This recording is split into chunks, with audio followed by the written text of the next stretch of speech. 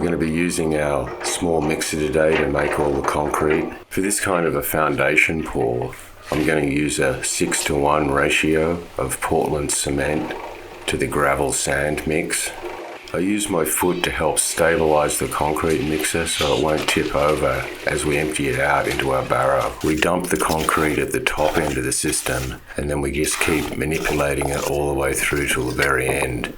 Pushing all the concrete through this system with our shovel and rake also helps take all the air out of it and settle the concrete deep into our foundation for a really good engineering system. Once we have a sufficient amount of concrete in our forms, we trowel it off smooth and add the upright rebar pieces we're going to need for locking in our hollow blocks later.